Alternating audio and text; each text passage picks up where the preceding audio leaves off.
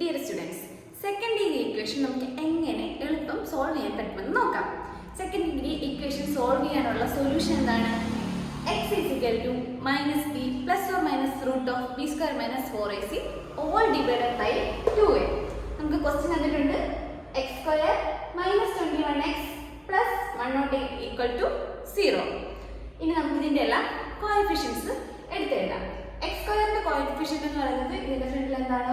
ഒന്നേ ഉള്ളൂ. അപ്പോൾ നമ്മൾ a equal to 1, b എന്ന് പറയുന്നത് -21, സോ -b എന്ന് പറയുന്നത് +21, c എന്ന് പറയുന്നത് 108. ഇത്രയും സാധനങ്ങൾ എടുത്തെഴുതി.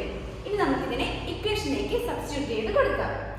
-b plus or minus root of b square minus 4ac all divided by 2a. So -b എന്ന് പറയുന്നത് +21 plus or minus root of 21 square minus 4 into 1 into 108 divided by 2 into a, 2 into 1. So, plus 21 plus or minus root of 21 square 441 minus 4 into 108 432 all divided by 2.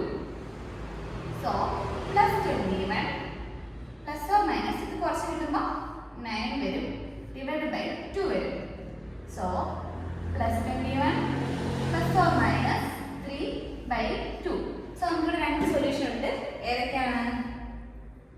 plus 21 plus 3 by 2 or plus 21 minus 3 by 2. ഇത് കൂട്ടുമ്പോൾ 24 by 2 12 or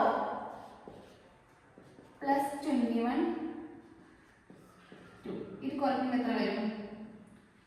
80 വരും. 80 by 2 equal